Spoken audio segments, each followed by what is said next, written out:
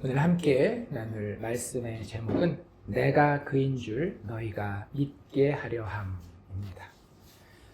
우리 지난주까지 예수님이 최후의 만찬 자리에서 제자들의 발을 씻기시는 장면을 보았고요. 특별히 지난주 우리가 읽은 본문에서는 그 예수님이 제자들의 발을 씻긴다라고 하는 것이 무슨 뜻을 가지고 있는지, 어떻게 그리스도인의 삶에 적용이 되는지에 대해서 함께 살펴보았습니다. 우리 간단하게만 복습을 해보면 예수님이 이 베드로와 대화를 나누는 가운데에 10절에 이런 말씀을 하셨었죠. 예수께서 이르시되 이미 목욕한 자는 발밖에 씻을 필요가 없느니라. 온 몸이 깨끗하니라. 너희가 깨끗하나 다는 아니니라. 예수님이 이렇게 이야기하시면서 우리가 목욕이 무엇인지에 대해서 살펴보았습니다. 목욕이라고 하는 것은 하나님이 영원 안에서 예수 그리스도의 공로를 의지하여서 우리를 택하신 사건을 이야기를 하는 겁니다. 그분이 우리의 구원을 작정하신 사건이 목욕으로 여기 표현되고 있는 거예요. 그래서 너희가 깨끗하나 다는 아니니라 라고 하면서 그 구원 작정에 들어오지 않았었던 유다에 대해서 이야기를 했었던 것 우리가 기억을 하고요. 발을 씻는다라고 하는 것은 오늘날에 우리가 많은 이 본문에 대한 설교를 들을 때에 우리가 매일매일 자범죄에 대해서 회개해야 된다라는 식으로 이해할 수도 있지만 본문의 문맥에 맞게 좀 더 생각해 본다라고 한다면 예수 구원의 현세적인 체험을 예수님이 우리의 발을 씻기는 것이라고 말씀을 드렸습니다. 그래서 예수의 구원을 현세적으로 체험한다라는 것은 굉장히 그 범위가 넓은데 예수님께서 역사 가운데 오셔서 십자가에서 죽으셨을 뿐만 아니라 우리가 이 땅에 태어나서 우리 인생에서 성령을 통하여 예수를 믿도록 회심하게 되는 장면과 믿음 이후에도 여전히 매일매일 살아계신 그리스도를 성령의 충만함 가운데에 체험하는 것을 발씻음이다라고 우리가 함께 생각해 보았습니다. 실질적으로 예수님이 여기서 계속 하시는 말씀을 보면 내가 너희의 발을 씻기지 않으면 너희가 나와 아무 상관이 없다라고 이야기하시는 것을 보면 예수님의 발 씻으심은 우리의 자범죄에 대한 회개만을 이야기하는 것이 아니라 우리가 이 땅에서 인생을 살아가면서 경험하게 되는 예수 구원의 현세적인 내 인생에서의 체험을 다 가리킨다라고 하는 것을 우리가 알 수 있고요. 또 한 가지 지난주에 우리가 살펴봤었던 서로 발을 씻긴다라고 하는 것에 대한 의미도 간단하게 정리를 하면 일단 너희가 이것을 해라 라고 예수님이 말씀을 하셨잖아요. 그런데 아무 교회도 대부분의 교회는 발을 씻기지 않습니다. 예수님의 말씀에 불순종하고 있는 걸까요? 그건 아니라고 말씀드렸죠. 그래서 거기에 담겨있는 의미를 우리가 매일의 신앙생활 가운데에 실천하고 기념하는 것이라고 말씀을 드렸는데 한 두 가지 정도로 생각해 본다라고 한다면 서로 발을 씻겨요. 결국 내 발은 누가 씻기는 겁니까? 내가 씻길 수 없다라는 거예요. 우리가 서로 발을 씻기는 것을 통해서 항상 무엇에 대해서 기억하는 거예요? 내가 할 수 없는 죄인됨에 대해서, 자격 없음에 대해서, 능력 없음에 대해서 기억하라는 거예요. 그리고 또 한 가지 측면에서 생각해 본다라고 한다면 지금 내 옆에 믿음의 형제가 있어요. 내 옆에 믿음의 자매가 있어요. 그런데 그 사람 발밑에 지금 누가 있는 거예요? 그 사람이 구원받은 예수의 제자라고 한다면 그 사람 발밑에 예수가 있는 겁니다.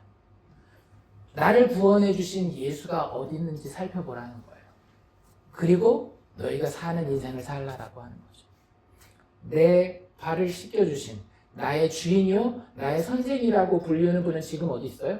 내 형제의, 내 자매의 발 밑에 가서 그 발을 씻고 있어요. 그런데 내가 내 형제와 내 자매에게 내가 당신보다 높으니 내 발 좀 씻으시오 라고 이야기하는 건 뭐예요? 예수를 내 밑에도 아니고 밑에다가 두는 거죠. 그렇죠? 내 밑에 내 형제 밑에 예수. 진짜 예수가 나를 어떻게 구원하셨는지 수치를 감당하시고 부끄러움과 고난을 다 당하시면서 어떻게 나를 구원하셨는지 십자가에 대해서 제대로 아는 사람이 절대 내 형제와 자매를 그 자리에다가 둘 수 없다라고 하는 거죠. 최소한 나는 어디 가야 돼요? 예수님 있는 자리는 가야 되지 않겠어요? 그래서 예수님이 뭐라고 얘기를 해요? 종이 주인보다 크지 못하다. 제자가 선생보다 크지 못하다라고 이야기를 하면서 너희들이 있어야 될 자리는 최소한 어디라는 거예요? 선생의 자리라는 거예요. greater than 할 수 없다라는 거예요. 더 클 수 없어요. 최소한 equal or less가 되어야 된다라고 하는 거죠. 왜냐하면 내가 그 사람한테 도덕적으로 잘 보이고 그래서 하나님 앞에 나의 도덕적인 의의를 쌓기 위해서가 아니라 그거 다 잃어버려도 돼요. 내가 세상에서는 도덕적으로 어떤지의 기준은 더 이상 중요하지 않잖아요. 우리한테 중요한 건 뭐예요? 예수 그리스도 나의 사랑, 나의 구원자라고 하는 거예요. 그분이 어디에 있는지, 그분이 나를 구원하신 자리가 어디인지를 정확하게 깨달은 사람들은 도저히 다른 사람들의 윗자리에 올라갈 수 없음을 구속사적인 측면에서 이해하도록 서로에게 선포하도록 예수님이 명령하신 겁니다. 그래서 서로의 발을 씻긴다라고 하는 것은요, 설교도 포함되는 것이고요, 성경 말씀을 읽는 것도 포함되는 것이고, 기도하는 것도 포함되는 것이고, 서로가 서로에게 간증하며 소그룹을 가지는 것도 다 포함되는 거예요. 뭐만 있으면 돼요? 예수 그리스도 복음의 메시지, 그가 얼마나 낮아지셔서 종들을 섬기셨는지 만 제대로 선포되었으면, 그리고 그것이 성령을 통해서 내 심령 가운데 임팩트로 역사하게 되면 그것으로 우리는 발 씻는 일을 서로 하게 됐다라고 하는 사실을 우리가 지난주에 함께 나누었습니다. 예수의 은혜로 죄 용서함 받은 것을 늘 서로 증언하는 우리가 될 수 있기를 원하고요. 그런 사람들의 모습은 세상 사람들이 봤을 때에 겸손하며 서로 용서하고 어떻게 해서든지 남을 섬기려고 하는 모습으로 드러날 수밖에 없다라고 말씀드렸습니다. 우리가 그런 도덕적인 가치를 추구하기 때문이 아니라 우리는 모든 율법에서 벗어난 자들이지만 우리의 구원자 되시는 예수의 십자가를 봤기 때문에, 그분의 사랑과 그분의 능력을 깨달았기 때문에 그분과의 관계가 제대로 정립된 상태에서는 이럴 수밖에 없다라고 하는 것을 예수님이 이야기를 하시고요.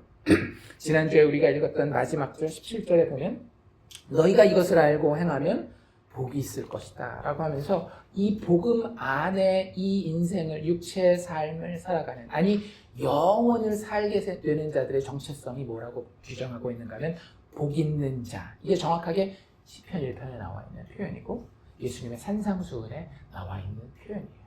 복 있는 사람, 복 있는 사람은, 복 있는 사람은 어떤 사람이다? 예수 복음의 현실 가운데의 형제들과 자매들과 그 겸손과 용서와 섬김을 나누며 살아가는 사람이 진짜 복 있는 사람이다 라고 예수님이 이야기를 하고 계셔요. 그러니까 여기까지는 약간의 베드로와 예수님의 대화라는 약간의 소동은 있을 수 있었지만 다 어때요? 괜찮잖아요.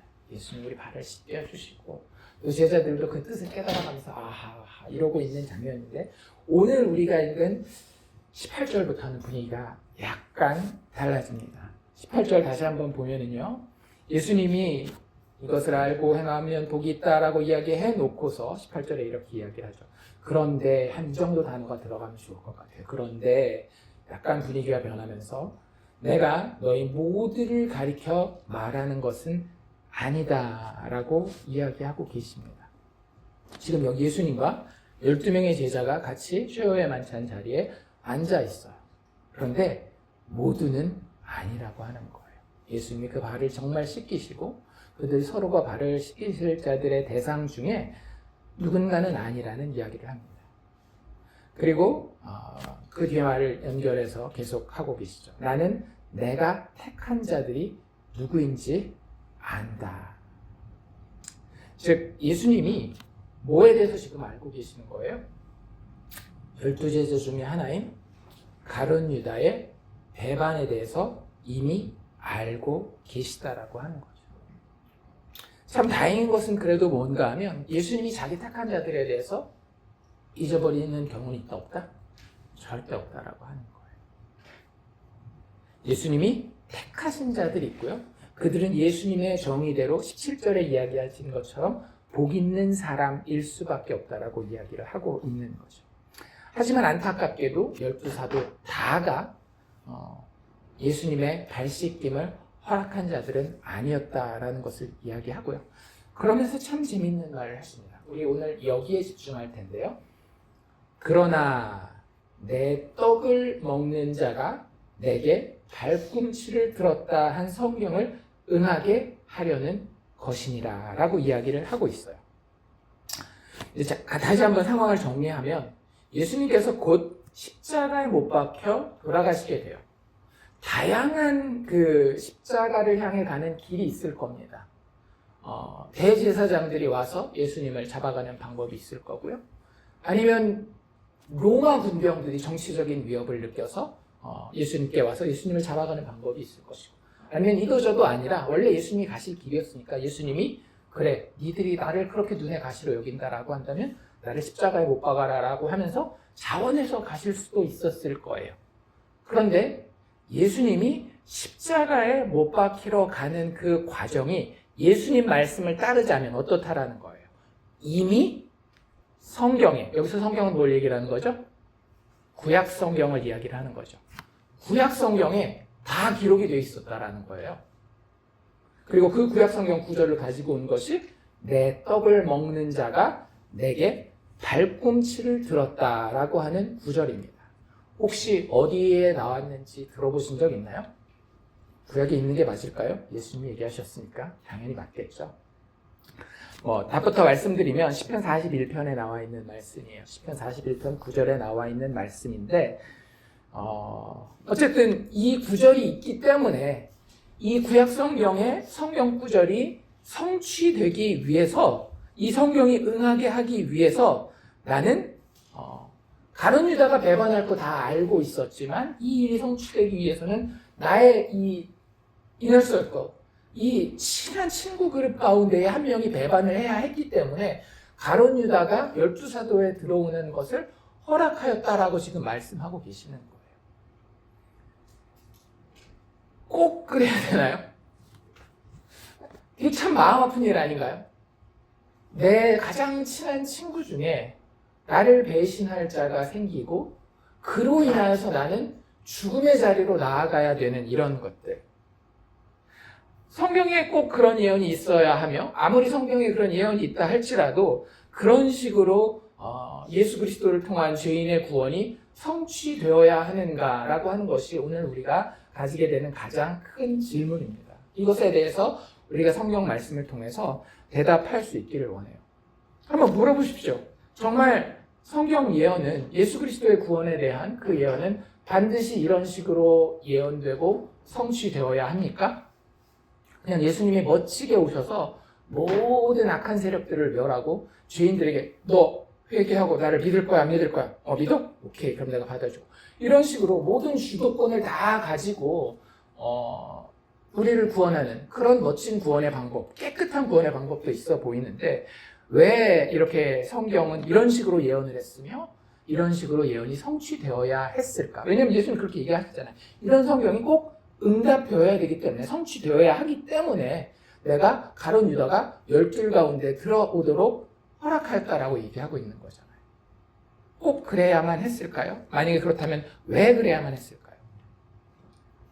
여러분들이 다시 한번 말씀드리지만 이 성경이라고 하는 책은 그냥 일반적인 도덕책도 아니며 역사책도 아니고 우리의 인생을 어떻게 살아가야 되는지에 대한 셀프헬프에 대한 그런 그 가이드가 아니에요. 처음부터 끝까지 성경은 하나님이 죄인들에게 자신을 계시, reveal, revelation이라고 얘기를 하죠. 자신을 드러내기 위해서 우리에게, 사실 우리가 하나님을 이해할 수 없지만 우리가 이해할 수 있는 범위 내에서 우리의 구원에 꼭 필요한 사실을 드러내 놓은 것이 성경이라고 하는 겁니다. 그리고 죄인의 구원에 있어서 가장 중요한 유일한 것은 무엇인가 하면 하나님의 아들 독생자 예수 그리스도라고 하는 거예요. 그래서 성경을 한마디로 요약하면 뭐다? 예수. 그 중에 구약 성경은 뭐라고요? 오실 예수. 신약 성경은 오신 예수에 대한 이야기라고 말씀드렸잖아요. 창세기의 천지창조의 기사도, 요셉의 그 흥미진진한 인생 스토리도, 아름다운 시편의 노래들도, 예언서에 나와 있는 끔찍한 저주들도 다 무엇에 대해서 이야기하기 위한 거라고요? 예수, 그리고 그 예수를 통한 구원에 대해서 죄인들에게 알려주기 위해 성경은 기록된 겁니다. 특별히 구약 성경은 그런 예수가 어떤 방식으로 죄인들을 구원할 것인지를 설명하기 위해서 기록된 책이라고 하는 거예요. 그 글 중에 하나가 뭐라고 지금 예수님 이야기하고 계시는 거예요? 시편 41편이라고 이야기를 하는 겁니다. 그래서 구약 성경 전체에는 하나님의 성품을 따른 구원 사건이 기록되어 있어요. 이게 그냥 역사를 기록해 놓은 게 아니라 사실은 구약 성경 자체가 하나님의 성품을 그대로 담고 있는 하나님의 구원 역사에 대한 미래적인 묘사인 거예요. 이렇게 내가 구원할 거다. 근데 그 방법 말고는 하나님이 죄인을 구원할 다른 방법은 존재하지 않아요. 왜냐하면 하나님이 그러하시기 때문에. 잘 생각해 보세요. 여기 정말로 원숭이 골과 치즈케이크 있어요. 사람이라고 한다면 당연히 뭘 선택할 수밖에 없어요. 누가 나에게 협박을 가하지 않는 한 우리는 치즈케이크를 디저트로 선택할 수밖에 없다라고 하는 거예요. 마찬가지로 하나님에게는 하나님의 성품이 있기 때문에 죄인을 구원하는데 다른 방법이 있을 수 없어요. 그래서 그 방법에 대해서 구약 성경이 계속해서 유월절 어린 양을 보여주시고 제사 제도를 보여주시고 그들에게 선지자를 보내고 그들에게 사사들을 보내심으로 그들이 어떻게 구원받을 것인지 궁극적인 하나님 안에서의 죄인의 구원이 어떻게 이루어질 것인지에 대해 구약이 계속해서 묘사해 놓고 있다라고 하는 거예요.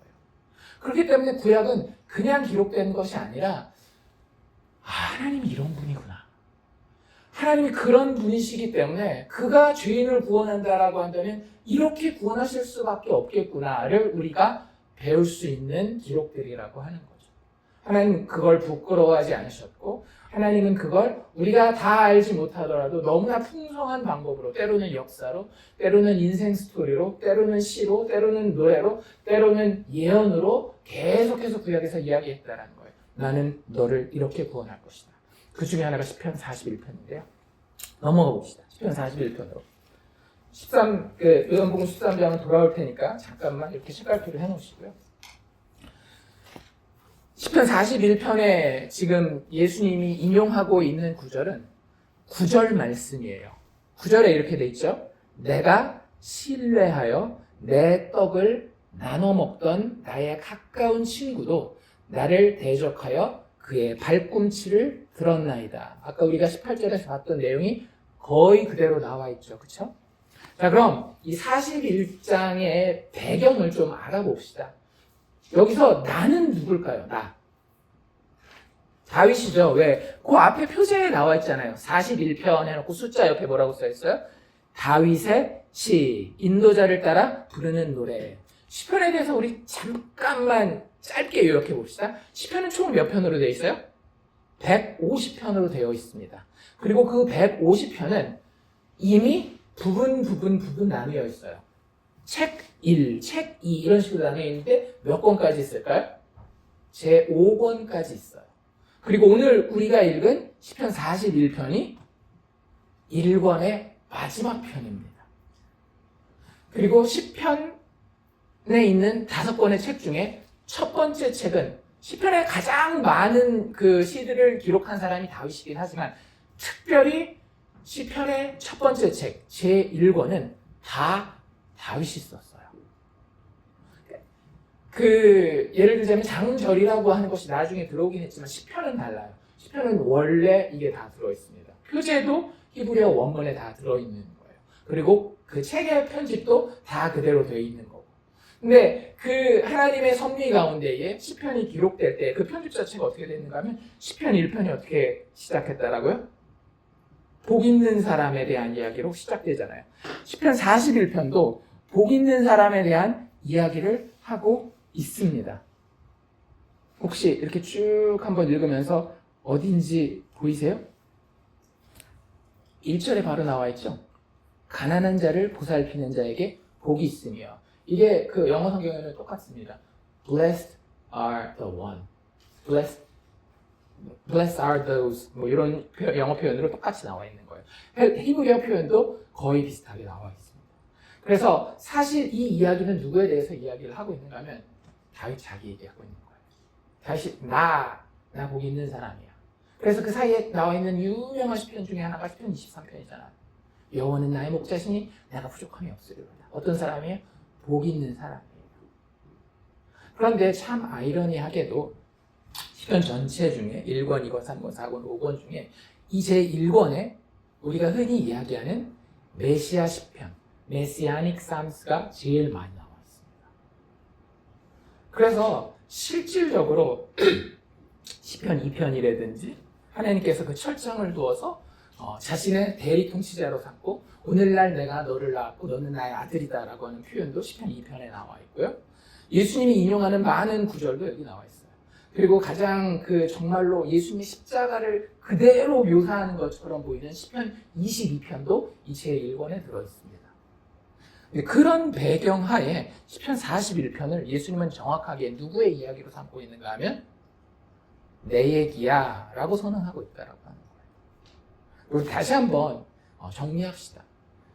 무슨 성경을 읽든지 우리는 거기에 주인공이 누구라는 걸 알아야 돼요?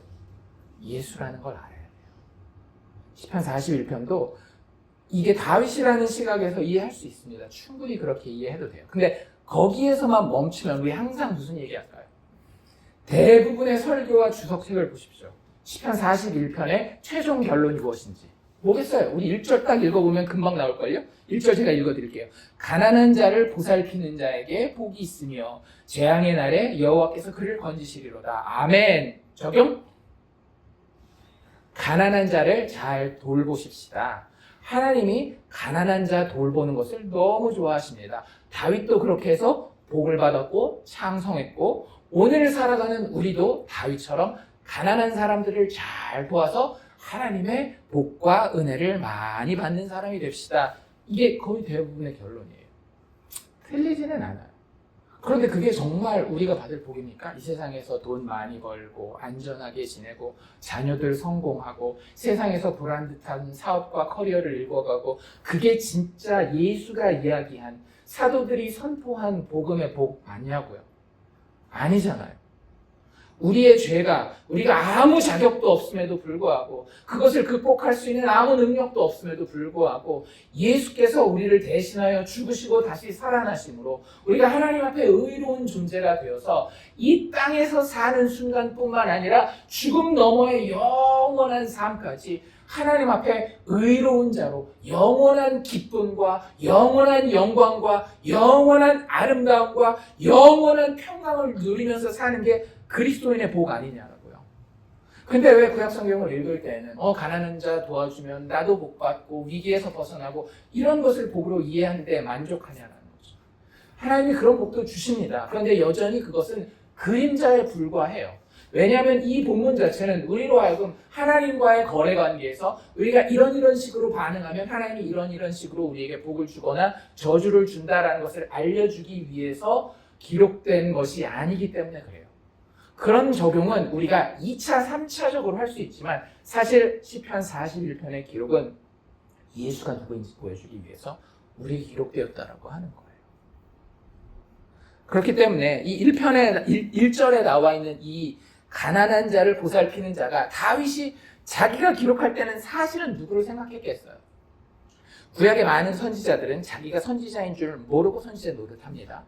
다윗도 그랬고 사울왕도 그랬고 구약만 그런 것이 아니라 신약 성경에도 우리가 지난번에 얘기했었던 그 대제사장, 악한 대제사장이 뭐라 그래요?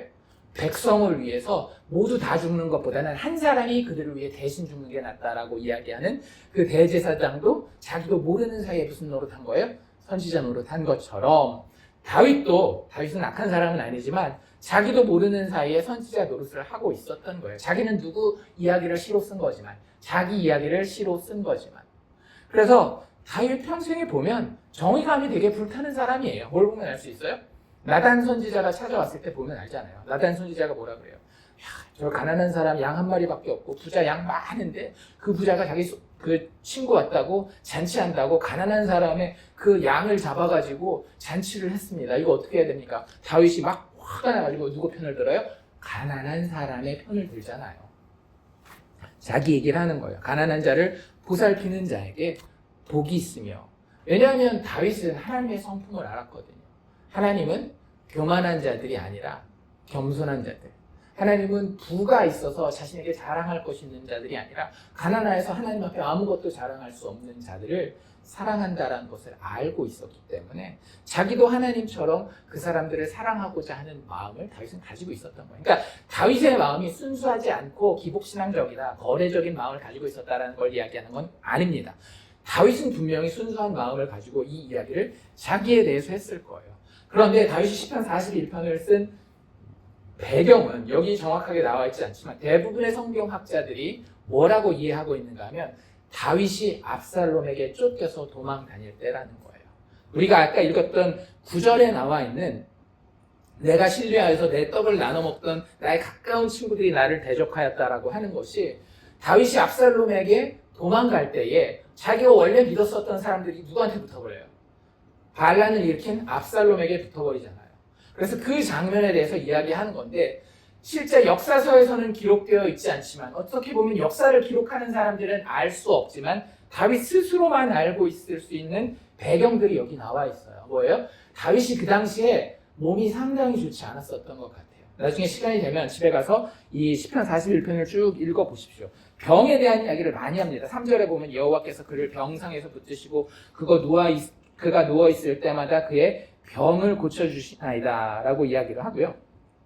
또 5절에도 보면 원수가 자기를 보고 뭐라고 이야기를 해요? 그가 어느 때나 죽고 그의 이름이 어느 때나 없어질까 하면서 그가 병에 걸려서 지금 컨디션이 되게 좋지 않은 상황 가운데 있다는 것을 암시하고 있어요. 8절에도 나와 있죠. 원수가 이 다윗을 향해서 하는 말이 악한 병이 그에게 들었으니 이제 그가 눕고 다시 일어나지 못하리라 이런 얘기를 하면서 정말로 이 시를 지금 다윗이 짓는 그 장면은 되게 자신에게는 정말 힘들었었던 상황이에요.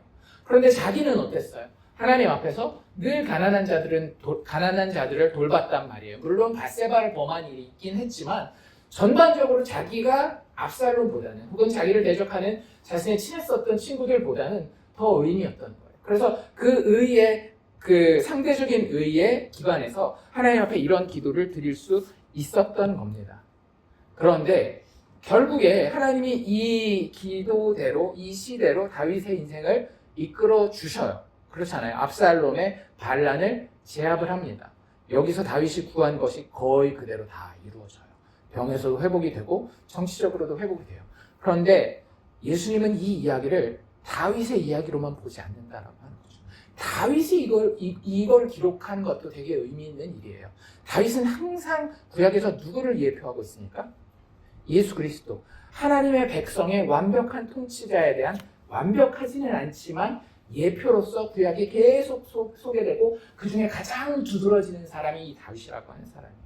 그런데 이 다윗의 완성으로 오신 분이 누구예요?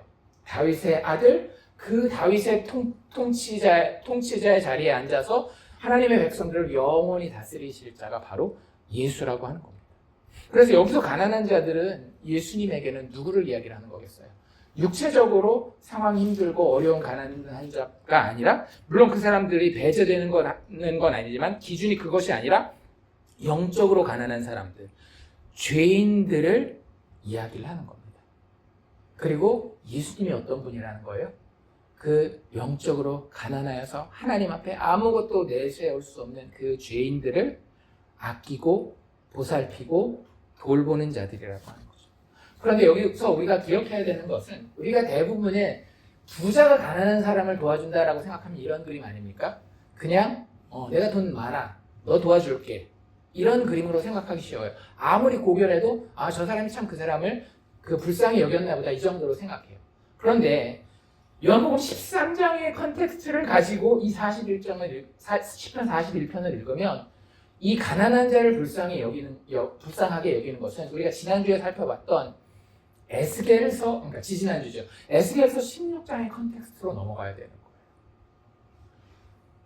하나님이 에스겔서에서 어떤 비유를 쓰셨어요? 정말로 죄인된 이스라엘이 핏덩어리가 되어서 아무도 걷어주지 않는 상태에서 땅바닥에 버려져 있는데, 그때 어떻게 해요? 그 가난하고 불쌍한 형편에 있는 그 아이를 주워다가 피를 씻기고 깨끗하게 물로 한 다음에 그를 어떻게 해요? 너무나도 사랑하여서 자신의 신부로 삼는 거예요. 그러니까 여기서 가난한 자를 보살핀다라고 하는 것은 불쌍하니까 도와줄 게가 아니라 나는 너의 상황과 조건과 아무 상관없이 그냥 내 마음이 너를 사랑해. 네가 가진 거 아무것도 없지만, 나한테 가지고 올 재산도 없고 네가 가지고 올 커리어도 없지만 나는 그냥 너를 너무너무 사랑해. 가난해도 그거 나한테는 문제가 되지 않아. 능력이 없어도 그거 나한테 문제가 되지 않아. 그런 가난한 자를 보살피는 것을 예수님은 이야기를 하고 있는 거예요. 그런데 그 가난한 자를 보살피는 과정이 어때요? 쉽지 않죠. 반란군이 있어요. 자기를 대적하는 원수들이 있는 그런 상황이라고 하는 거예요. 그 상황에서 예수님도 예수님의 구원의 여정을 한 걸음 한 걸음 겪어가는 데에 그 길이 쉽지 않다라는 걸 우리는 너무나 잘 알고 있습니다. 내부에도 적이 있었고 외부에도 적이 있었던 그런 모습이 사실은 20편, 41편이 묘사하는 다윗의 모습과 정확하게 일치하고 있는 거예요. 여기서 우리가 이제 13절까지 있는데 그 중에 가장 어려운 부분은 어떤 부분인가 하면 4절 말씀이에요. 왜냐하면 이게 예수님에 대한 이야기라고 한다면 한 가지 말이 안 되는 게 있거든요. 4절 제가 읽어드릴게요. 내가 말하기를 여호와께서 내게 은혜를 베푸소서. 여기까지는 아버지가 아들에게 얼마든지 구할 수 있는 거죠. 그런데 그 뒤에 뭐라고 나와 있는가 하면 내가 주께 범죄하였사오니. 이건 우리가 예수에게 적용할 수 있어요, 없어요? 다윗은 이 이야기를 할 수 있습니다. 이미 다윗은 밧세바의 범죄를 범한 상태였기 때문에 본인의 죄에 대해서 이제 더 민감, 그 죄뿐만 아니라 그 이후에도 본인의 죄에 대해서 지금까지는 인지하지 못했었던 마음의 죄, 그리고 다른 사람들에게 숨겨져 있었던 죄까지 훨씬 더 잘 인식하게 된 상태이기 때문에 내가 주께 범죄하였사오니 나를 고치소서. 이 범죄의 저주로부터 내가 구원받을 수 있는 유일한 길은 당신의 은혜밖에 없습니다라는 고백이 다윗의 입에서 나오는 것은 너무나 자연스러워요. 그런데 이것이 그 메시아 시편이라고 한다면 이것을 예수에게 적용할 수 있을까라고 했을 때 신학자들은 두 가지 해결책을 냅니다. 하나는 무엇인가 하면 우리가 예표라는 타입이라고 하는 것을 구약에서 발견할 때에 모든 부분이 100% 다 일치하는 것은 아니에요. 왜냐하면 예수님을 신약의 모세라고는 이야기하지만 뭐라고 이야기해요? Greater 모세, 더 나은 모세라고 이야기를 하잖아요. 마찬가지입니다. 다윗이 정말로 하나님 앞에서 하나님의 양떼를 잘 먹이는 좋은 목자였지만 그는 흠결을 가진 자였어요. 그에 비해서 예수는 어떤 분이에요? 훨씬 더 나은 완전한 다윗 왕좌에 앉을 왕이기 때문에 이런 부분은 다윗에게는 해당되지만 이것이 완성되는 실체에 가서는, 예표가 아닌 실체에 가서는 예수님에게는 해당되지 않는 거기 때문에 예표라서 쓸 수 있는 표현이다라는 그런 한 가지 해결책이 있습니다. 또 한 가지 해결책은 무엇인가 하면 예수님이 자기 자신을 죄인들의 대표로 취급하고 자기 자신은 죄인의 대표로, 그래서 그들의 중보자요, 그들과 온전히 연합한 자로 자기 스스로를 여겨서 그들의 입장에서 이야기하는 상황으로 보는 거예요. 예수님에게는 죄가 없지만 예수님 어떠셨어요? 십자가에 올라가셨잖아요. 예수님에게는 죄가 없지만 예수님 십자가에 올라가셔서 죽음이라고 하는 것을 맛보잖아요. 그런 것처럼 본인에게는 죄가 없지만 그분이 온전히 우리를 사랑하셔서 아무 자격도 없고 어떻게 보면 똥 묻은 개처럼 내가 닿으면 안 되겠어. 쟤 똥 밟고 왔는데 나한테 닿으면 안 되지. 이런 거 없이 그냥 우리를 확 안아버렸다라고 하는 거죠. 그래서 하나님 나를 죄인이라고 불러도 좋아요. 나는 이 아이들을 사랑합니다. 나는 내 양떼를 목숨을 버리기까지 사랑합니다. 선한 목자에 대해서 우리가 배운 것처럼 그런 의미에서 자기 자신에 대해서 죄인과 똑같은 입장에서 이렇게 고백하고 있다라고 이야기하는 또 다른 부류가 있습니다. 두 가지가 뭐가 되든지 어쨌든 예수가 여기서 자신을 소개하는 것은 내가 너희의 구원자이며 내가 너희의 가난함을 불쌍히 여겼을 뿐만 아니라 너희의 가난함에도 불구하고 나는 너희를 사랑하였다라고 하는 사실에 대해서 계속 이야기하고 있는 거예요. 그런데 그 길이 쉬워요, 어려워요? 아까도 이야기한 것처럼 그 길을 원수가 너무나 싫어해요. 그래서 원수는 적대감과 모함과 저주를 이 다윗이 예표하는 예수에게 퍼부으면서 그를 어떻게 해서든지 멸망시키고 생명 가운데서 끊어버리려고 하죠. 그래서 아까 우리가 읽은 8절 같은 데 보면 악한 병이 그에게 들었으니 이제 그가 눕고 다시는 일어나지 못하리라. 아무리 원수라도 그렇지 이렇게 대놓고 이야기하는 게 쉽지 않잖아요. 그런데 다윗이 그 대접을 받았을 뿐만 아니라 사실 그 대접을 누가 받은 거예요? 예수님이 그대로 받으셨잖아요. 예수님이 이스라엘 백성들에게 하나님의 백성들이라고 하는 그 불쌍한 식민 시대를 수백 년을 살아온 사람들에게 양식을 공급하시고 병든 자를 고치시고 그들의 삶에 소망을 던지시는 하늘의 메시지를 전해 주었음에도 불구하고 계속해서 요한복음에 나오는 게 뭐예요? 유대인들과의 충돌, 그들이 돌을 들어서 예수를 죽이려고 하고 그들이 어떻게 해서든지 고소해서 로마 감옥에다가 예수를 집어넣으려고 하고 결국에는 십자가에 집어넣는 것이 그들의 최종적인 기쁨이 되잖아요. 그리고 그것을 하나님의 영광이라고 이야기한단 말이에요. 그런 것들이 지금 예수님에게 일어날 것을 언제 이야기하고 있었다라는 거예요? 구약 성경에 이미 이야기하고 있었다라는 거예요. 그리고 나서 그 중에 하나 아주 디테일, 지금 예수님이 이야기하시는 장면이 구절이 나오죠.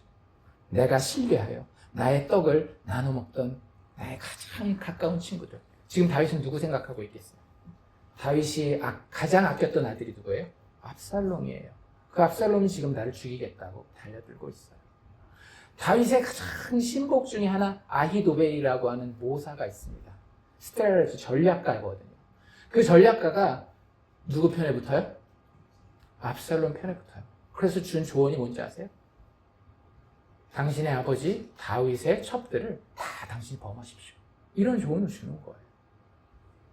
그 가장 가까운 친구도 나를 대적하여 그의 발꿈치를 들었나이다. 발꿈치를 드는 건 뭐겠어요? 몇 가지로 이해할 수 있는데 그 당시에 그 농경 목축 문화로 본다라고 한다면 소나 그 가축들이 뒤를 뻥 차면 그거 맞으면 진짜 크게 부상을 당할 수 있잖아요.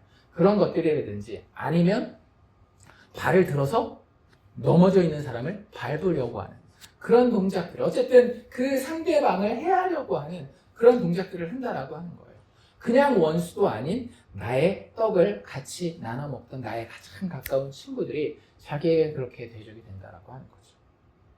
그럼에도 불구하고 예수님은 어떻게 하셔요? 그 과정을 다 겪어 가시는 거예요. 그리고 예수님에게는, 그리고 다윗에게는, 예수를 예표하는 다윗에게는 분명한 확신이 있었습니다. 하지만 하나님께서 이 가운데에 가난한 자를 보살피는 하나님의 종을 결코 버리지 않는다라고 하는 확신이 있었습니다. 하나님은 반드시 내 원수를 불의한 나의 원수를 보응할 것이며 하나님의 성품을 사랑하고 하나님 자체를 사랑하는 나를 하나님의 은혜로 품어주신다라고 하는 확신을 분명히 가지고 있었습니다. 그래서 11절에 뭐라고 이야기를 하고 있어요? 내 원수가 나를 이기지 못하오니 주께서 나를 기뻐하시는 줄을 내가 알았나이다. 지금 내가 해를 당하고 질병 가운데 넘어져 있는 거 중요해요, 안 해요? 별로 중요하지 않아요. 왜냐하면 하나님께서 나의 회복을 완성시키실 것이기 때문에. 12절에도 뭐라고 이야기를 하고 있어요? 주께서 온전한 중에 붙드시고 영원히 주 앞에 세우시리이다. 이게 사실은 뭘 그림자로 보여주고 있는가 하면 영원한 생명, 예수 그리스도의 부활에 대해서 이야기하는 거예요. 원수가 의도했던 건 뭐라고요? 아까 8절에 악한 병이 그에게 들어. 여기서 악한 병은 뭘 얘기를 하는 걸까요? 죽음의 병을 이야기를 하는 거예요. 모든 죄의 최종적인 가장 냄새나고 가장 더럽고 가장 우리가 그 앞에서 무력한 죽음이라고 하는 그 병이 그에게 들렸을 때에 원수는 이제 그가 눕고 다시 일어나지 못할 것이다 라고 하면서 예수를 십자가에서 죽어서 무덤에다가 처박았단 말이에요. 그런데 그때 예수는 무슨 생각하고 있었던 거예요? 아버지께서 여전히 나를 기뻐하신다. 주께서 나를 온전한 중에 붙드시고 영원히 주의 앞에 세우실 것이다 라고 고백하고 있는 겁니다.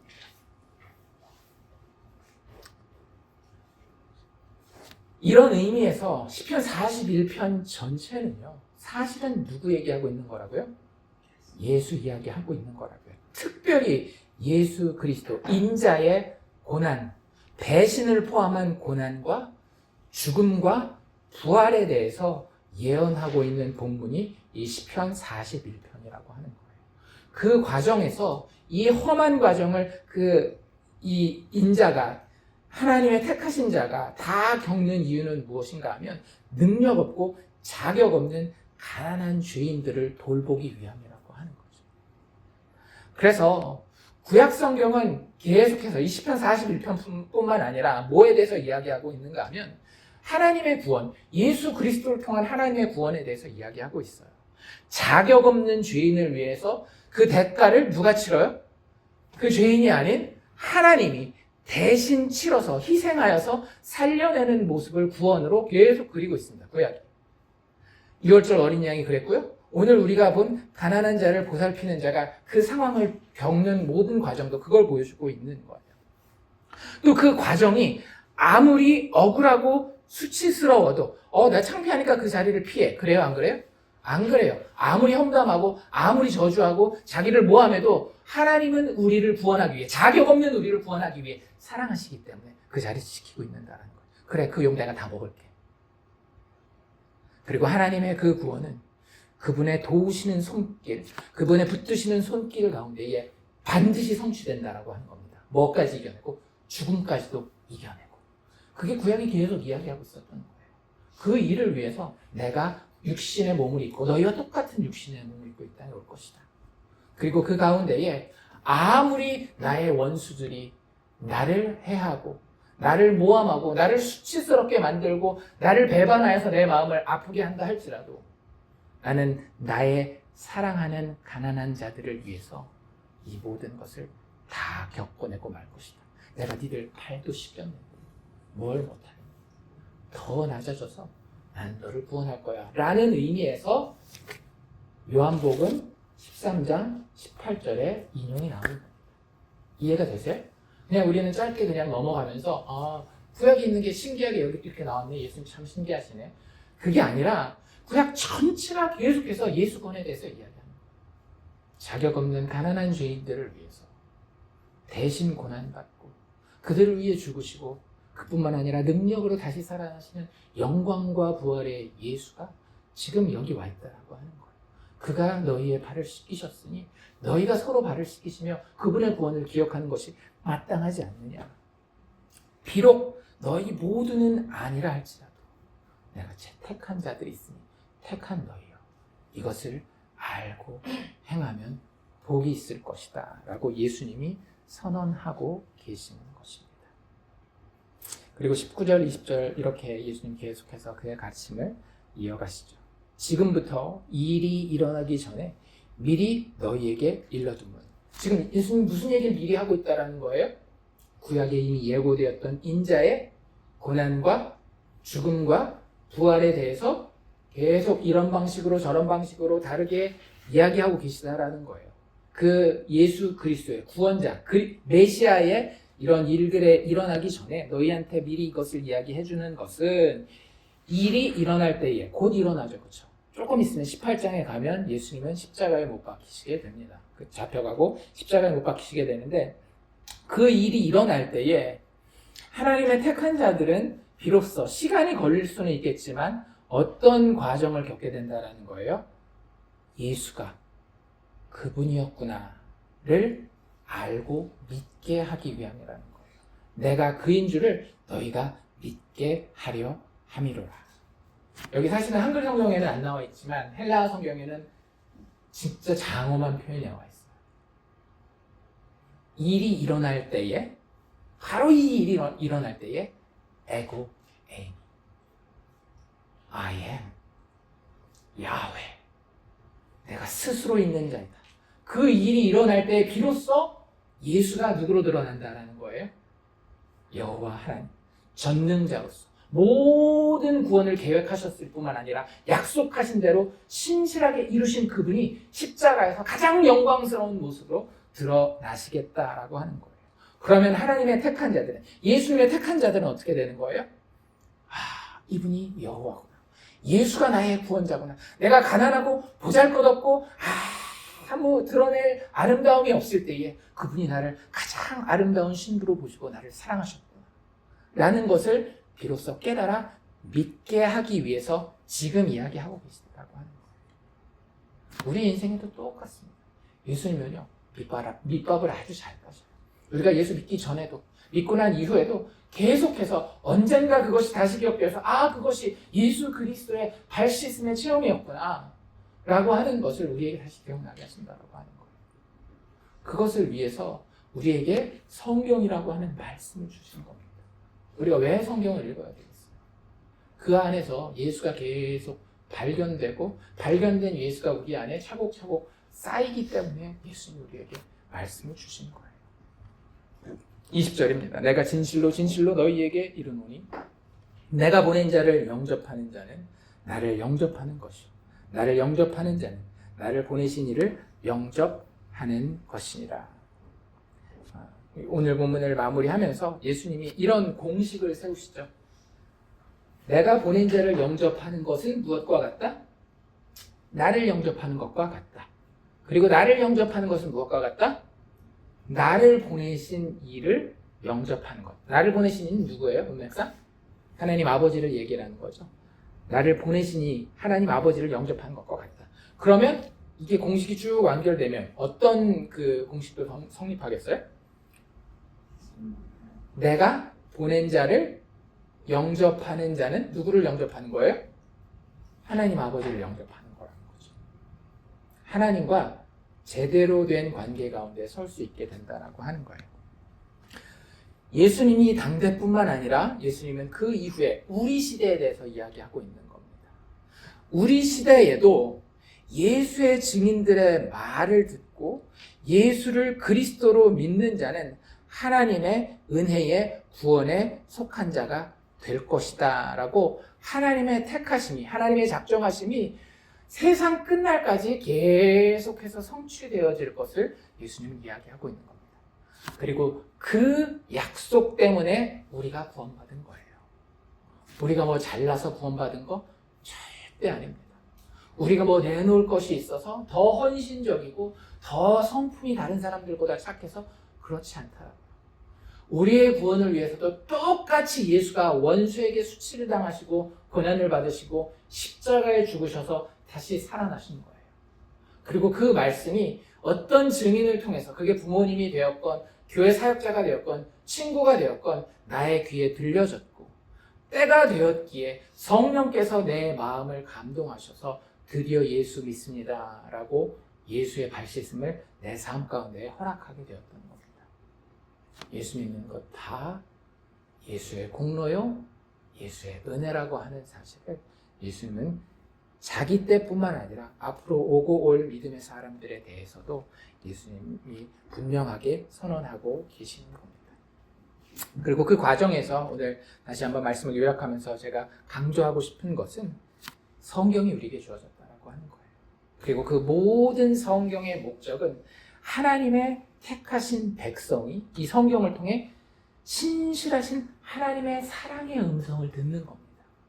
그리고 그 음성을 듣는 가운데 어떤 일이 벌어지는 거예요?